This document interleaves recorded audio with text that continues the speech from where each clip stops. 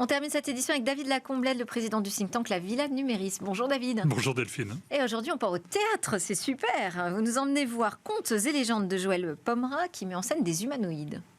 Exactement, la pièce s'est terminée il y a quelques jours avec un exercice d'anticipation. Vous me direz, c'est l'art d'être en avance sur son temps, même si là on est sur un exercice d'anthropologie à la rencontre d'humanoïdes, ils sont qualifiés comme tels sur scène, qui ont la spécificité d'être des serviteurs des humains, qu'ils leur fassent les courses, qu'ils gardent leurs enfants.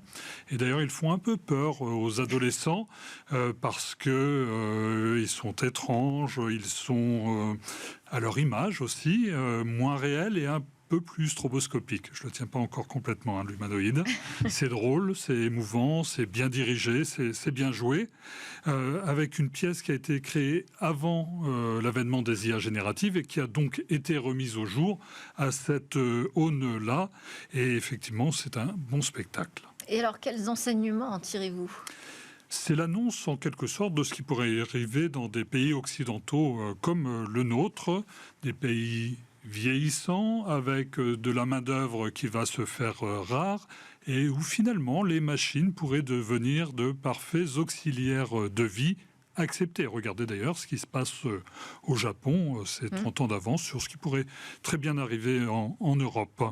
Et ces robots ne sont jamais aussi bons que lorsqu'ils sont interprétés par des humains. C'est le cas sur scène, et ça me rappelle d'ailleurs ces humanoïdes que l'on voyait dans la série Real Human, 100% humain, qui avait été diffusée en 2012 sur Arte, avec quelques biais. Il faudrait avoir les cheveux blonds, la mèche sur le côté et l'arrêt quand on est un robot.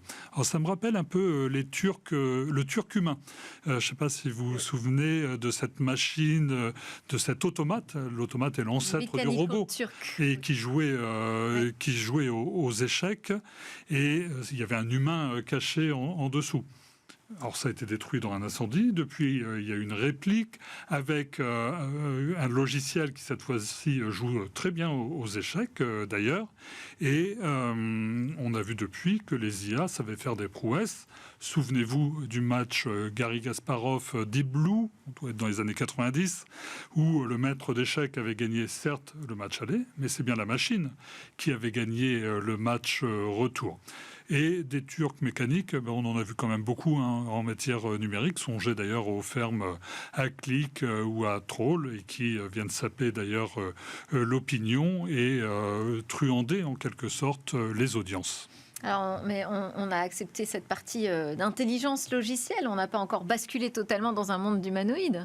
Non, parce que si Dieu a fait l'homme à son image, l'homme et l'être humain, qui est finalement le dieu du siècle numérique qui commence à peine, est en train de créer le robot à sa propre image, avec là aussi quelques biais, me semble-t-il. Quels biais, expliquez-nous. Des biais d'automatisation, qui font qu'on a plutôt tendance à avoir une confiance exagérée dans la machine. On en a déjà parlé sur ce plateau. On est un jour férié, je sais bien que le magasin au coin de la rue est fermé, mais pourtant mon moteur de recherche me dit qu'il est ouvert et je vais quand même au magasin. Alors, ça peut prêter à sourire. Il y a eu des exemples plus dramatiques de personnes qui ont cru mordicus leur GPS et qui sont retrouvées dans des sables mouvants au milieu de plages. Et effectivement, il y a une certaine dépendance, ne serait-ce qu'à nos téléphones mobiles, de véritables doudous numériques, et qui nous offrent une image telle un miroir, non pas de ce que l'on est, mais de ce qu'on aimerait y voir. Est-ce qu'on s'attache aux machines, David ?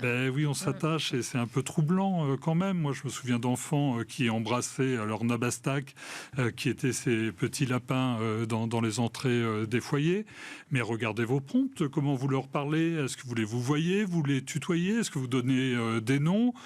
OK, Google. De rien, ça c'est pour ceux qui ont un appareil. Dites-moi comment je vous parle, et je vous en dirai un peu plus sur le taux et le niveau d'humanité que vous mettez dans votre machine. qui dit humanité dit droit. Oui. Et donc demain, est-ce qu'il va falloir créer un droit spécifique pour les robots ? On a déjà des candidats à la présidentielle qui avaient bien voulu les taxer. Mais effectivement, certainement demain, y aura-t-il des droits associés à des robots, comme de toute façon, il y a déjà des droits associés aux entreprises, par exemple, qui ont une personnalité morale indépendante de celle des humains. Merci beaucoup David Lacomblette de la Villa Numéris. Et puis merci à vous de nous suivre avec une grande fidélité sur Bismart et également en podcast et en replay. À très vite, je vous souhaite une excellente journée.